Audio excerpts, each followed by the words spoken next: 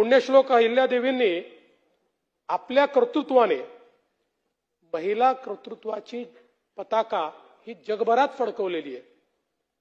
आज संयुक्त राष्ट्र ज्या उद्दिष्टांची चर्चा करतं, ज्याला एसडीजी म्हणतात, ही जी सगळी शाश्वत विकासाची उद्दिष्ट आहेत, ही उद्दिष्ट 300 वर्षापूर्वी त्या ठिकाणी पुण्यश्लोक अहिल्यादेवींना ज्ञात होती आणि त्यांच्या राज्यामध्ये त्या प्रत्येक गोष्टीवर त्यांनी काम केलेलं आपल्याला या ठिकाणी पाहायला मिळत आहे। मग त्याच्यामध्ये गरिबी असेल, झिरो हंगर, गुड हेल्थ असे जे काही आहेत हे सगळे वाचून दाखवणार नाही, पण या सगळ्या गोष्टी आपल्याला या ठिकाणी पाहायला मिळतात। Good health, well being, quality education, gender equality, clean water sanitation, affordable clean energy, decent work, economic growth, industry innovation and infrastructure, reduce inequalities, sustainable cities and communities, responsible consumption, production, climate action, life below water, life on land, peace, justice, strong institution, partnerships for the goal. उदाहरणासहित यातली प्रत्येक गोष्ट ही कशी त्या काळामध्ये तेव्हाच्या तंत्रज्ञानात अहिल्यादेवींनी केली हे देखील या ठिकाणी आपल्याला दाखवून देता येईल। आणि म्हणूनच आपण जर बघितलं तर पूर्वीचे त्या काळात जे काही कायदे होते किंवा त्या काळामध्ये जे काही कर पद्धती होत्या, अहिल्यादेवींनी त्यांच्या राज्यामध्ये कर पद्धतीमध्ये आमूलाग्र बदल आणला। काही ठिकाणी त्याचं सौम्यीकरण केलं आणि गरिबाच्या हक्काचं रक्षण करून प्रत्येक गावामध्ये त्या संदर्भात पंच अधिकारी त्यांनी नेमले। देशभरामध्ये मगाशी ताईंनी देखील उल्लेख केला, अनेकांनी उल्लेख केला की परकीय आक्रमकांनी इथली संस्कृती नष्ट करण्याकरता आपल्या श्रद्धास्थानांवर सर्वाधिक आघात केला आणि ती सगळी श्रद्धास्थानं ही ध्वस्त करण्याचं काम केलं। या ठिकाणी पुण्यश्लोक अहिल्यादेवी या पहिल्या अशा राणी होत्या की ज्यांनी केवळ स्वतःच्या राज्याचा विचार केला नाही, असेतू हिमाचल या संपूर्ण भारतामध्ये ज्या ज्या ठिकाणी आपली श्रद्धास्थळं नष्ट झाली होती त्या त्या ठिकाणी जाऊन त्या श्रद्धास्थळांचं पुनर्निर्माण हे त्यांनी केलं। आज आपण काशीचं जे काही मंदिर, आता तर नवीन कॉरिडॉर तयार झाला आहे, पण त्याच्यावर हल्ला केल्यानंतर, औरंगजेबाने ते तोडल्यानंतर, त्या ठिकाणी मशीद बांधल्यानंतर पुन्हा एकदा त्याचं संवर्धन करून तिथेच एक मंदिर बांधायचं हे काम जर कोणी केलं असेल तर ते अहिल्यादेवींनी या ठिकाणी केलं। अयोध्या असेल, नाशिक असेल, द्वारका असेल, पुष्कर असेल, ऋषिकेश असेल, जेजुरी असेल, पंढरपूर असेल, गया असेल, उदयपूर असेल, चोंडी, या सगळीकडे त्यांनी मंदिरे बांधली। आणि याशिवाय सोरटी सोमनाथ, ओंकारेश्वर, मल्लिकार्जुन, औंढ्या नागनाथ, काशी विश्वेश्वर, विष्णुपाद, महाकालेश्वर या सगळ्या मंदिरांचा जीर्णोद्धार हा अहिल्यादेवी होळकर यांनी त्या ठिकाणी केला। एवढंच नाही तर वाराणसी, प्रयाग, पुणतांबे, जांब, त्र्यंबकेश्वर, नाशिक या सगळ्या ठिकाणी नदीला विस्तीर्ण घाट त्यांनी तयार केले। गोकर्ण, महाबळेश्वर, उज्जैनी, रामेश्वर, भीमाशंकर या सगळ्या ठिकाणी त्यांनी अन्नछत्र उघडली, कारण त्या काळामध्ये या ठिकाणी मोठ्या प्रमाणात भाविक जायचे आणि गरीब गरीब लोक जायचे, त्यांच्याकरताही अन्नछत्र उघडण्याचं काम हे अहिल्यादेवींनी केलं। आणि आपला कणखरपणा देखील त्यांनी वेळोवेळी दाखवला। त्या काळामध्ये मोठ्या प्रमाणात जनता, हे आताचा मध्य प्रदेश असेल, थोडा उत्तर प्रदेशचा भाग असेल, महाराष्ट्राचा भाग असेल, या सगळ्या भागामध्ये मंद्रुप सिंग नावाचा एक डाकू होता जो लोकांना फार त्रास द्यायचा. लोक अहिल्याबाईंजवळ गेले आणि त्यांनी अत्यंत कणखर भूमिका घेऊन त्याला केवळ पकडलंच नाही तर त्याला फाशी देण्याचं काम देखील या ठिकाणी अहिल्याबाईंनी केलं. होळकरांची जी टांगसाळ होती त्याच्या नाण्यावर बिल्वपत्र आणि शिवलिंग याची छाप होतं आणि धर्मपरायणता त्यांची जी होती त्याला कुठल्याच प्रांताची मर्यादा नव्हती आणि म्हणूनच असेतू हिमाचल त्यांचं नाव हे आज घेतलं जातं. त्यांनी धर्मशाळा, पांथशाळा, आश्रमशाळा, विद्वानांकरता वेगवेगळ्या प्रकारच्या अध्ययनशाळा या सगळ्या गोष्टी बांधल्या आणि विशेषतः आपल्याला कल्पना आहे की वेळीच पाण्याचं महत्त्व ओळखणाऱ्या पुण्यश्लोक अहिल्यादेवी होत्या. त्यामुळे पाण्याच्या सोयीकरता बारवासेल, जलकुंडे, विहिरी, तलावांची निर्मिती 28 वर्षाची त्यांची कारकीर्द होती. त्यांच्या 28 वर्षाच्या कारकिर्दीमध्ये त्यांच्या राज्यामध्ये एकदाही दुष्काळ पडलेला आपल्याला दिसत नाही. दुष्काळामुळे लोक होरपळले आहेत, पिण्याचं पाणी नाही आहे, शेतकरी होरपळलाय. इतकं उत्तम पाण्याचं नियोजन हे त्यांनी केलं.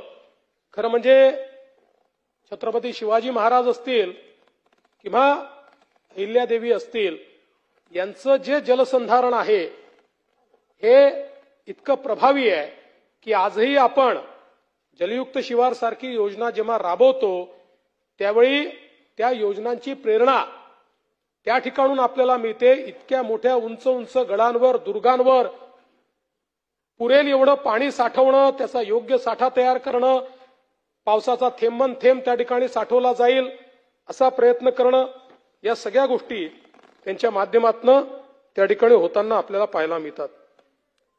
व्यवस्थापन शास्त्राचे धडे देखील आपल्याला पुण्यश्लोक अहिल्यादेवी यांच्याकडनं घेता येतील. योग्य कामाला योग्य माणूस निवडणं ही त्यांची हातोटी होती. बारीक सारीक सूचना असतील, चोख अंमलबजावणी स्वतः लक्ष देऊन या सगळ्या गोष्टी त्या करायच्या आणि मोहिमांचं काटेकोर नियोजन त्या स्वतः करायच्या. बंदुका आणि तोफांचे कारखाने त्यांनी सुरू केले आणि त्या कारखान्यांच्या माध्यमातून आधुनिक पद्धतीनं बंदुका आणि तोफा कशा तयार करता येतील याचा प्रयत्न त्यांनी त्या काळामध्ये केला. वेगवेगळ्या दूरदूरच्या प्रदेशामध्ये त्या शिबिरं लावायच्या आणि त्यातनं आपल्या मोहिमा पूर्ण करायच्या. खरं म्हणजे त्यांचं जे व्यवस्थापन होतं ते देखील अतिशय उत्तम अशा प्रकारचं व्यवस्थापन होतं. आपल्याला माहिती आहे, जरा मागे गिरीश भाऊ,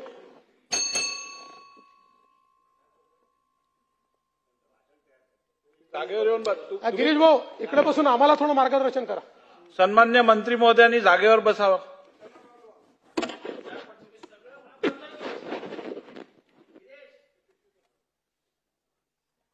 त्याचं उत्तर याच्यावर नाही देता येत.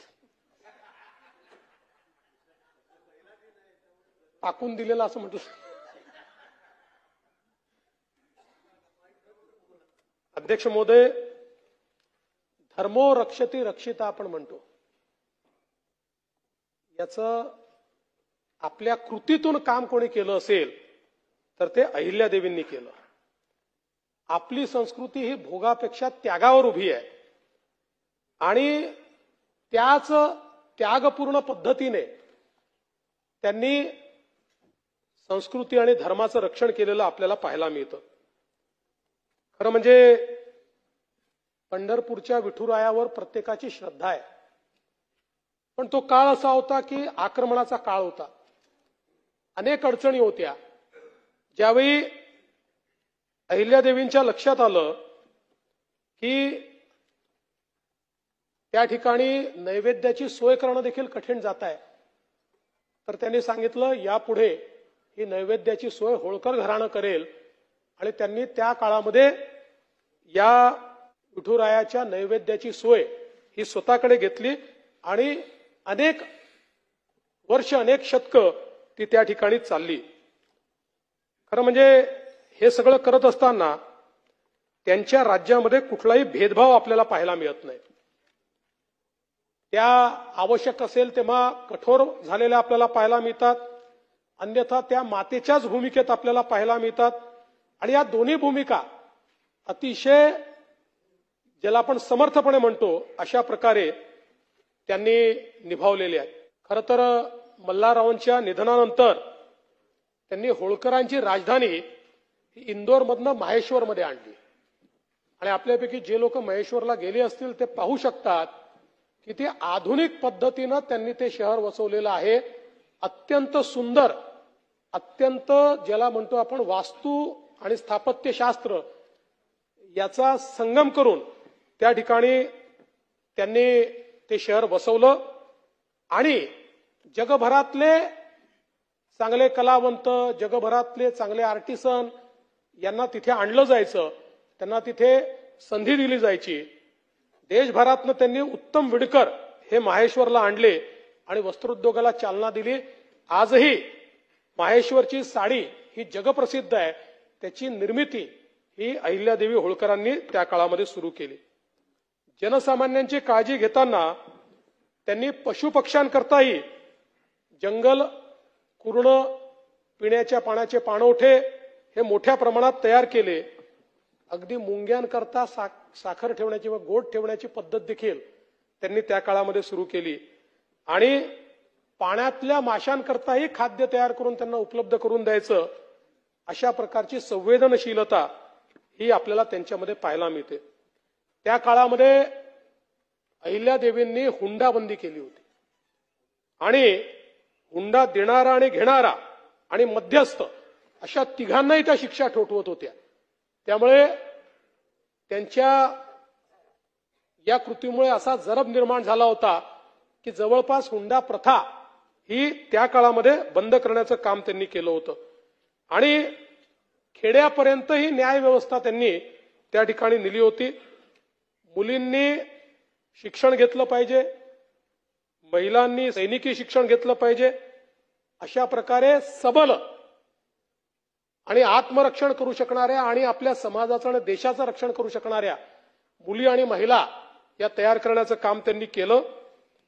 आणि विशेषतः या ठिकाणी झाडे तोडण्याला बंदी असेल, मोठ्या प्रमाणात कुटीर उद्योग असतील, याची सुरुवात त्यांनी केली. खरं तर आपण बघितलं असेल तर पुण्यश्लोक अहिल्यादेवींचा जन्म आपल्याच महाराष्ट्रातल्या चोंडीमध्ये अतिशय सामान्य अशा कुटुंबामध्ये झाल्या. पण आपल्या कर्तृत्वाने जी अहिल्या होती ती अहिल्याबाई झाली, ती अहिल्यादेवी झाली, ती लोकमाता झाली आणि मग ती पुण्यश्लोक झाली. अशा प्रकारचा जीवन प्रवास हा त्यांचा अक्षरशः थक्क करणारा असा आहे. अहिल्यादेवींच्या राज्यात एका धनी व्यक्तीचं निधन झालं आणि त्या व्यक्तीला पत्नी होती, तिच्या पश्चात मुलं नव्हती. तर तिथल्या एका सरदाराने कुठले तरी नियम सांगून ती सगळी संपत्ती सरकार जमा केली, ती संपत्ती घेऊन टाकली. ही विधवा स्त्री अहिल्यादेवींकडे गेली. अहिल्यादेवीने तिचा सत्कार केला, तिला त्या ठिकाणी सन्मान दिला आणि फरमानच काढलं की पतीच्या संपत्तीवर पत्नीचा पूर्ण अधिकार असेल आणि ती संपत्ती कोणीही जप्त करू शकणार नाही. त्यामुळे आज आपण जे करतो, कायदे बनवतो, आपल्यालाही बरं वाटतं. मागच्या काळात आपण कायदा केला तर आपल्याला वाटलं की आपण किती सुधारणा केल्या, पण या सगळ्या सुधारणा अहिल्यादेवींच्या आपल्याला राज्यकारभारामध्ये पाहायला मिळतो. प्राणीप्रेम तर मी त्यांचं सांगितलंच, पण एक छोटीशी त्या संदर्भातलं एक कहाणी आहे की एकदा छोट्या होत्या अहिल्यादेवी आणि आपलं सौर सांगत होत्या. तर मल्हारराव त्यांना म्हणाले की तू नेम धरून दाखव. तर कशावर नेम धरायचा? तर मल्हाररावनी सांगितलं की ती समोर झाडावर बुलबुल दिसते, तिच्यावर नेम धर. त्यावर अहिल्यादेवी म्हणाल्या तुम्ही मला दुसरं काहीतरी सांगा. बुलबुल तर आपलं पाहणं आहे आणि त्या बुलबुलने आपलं काय वाकडं केलंय, आणि पाहुण्यांचा सन्मान करणं इतर होळकरांची जीवन पद्धती आहे. त्यामुळे तुम्ही ती मला देऊ नका.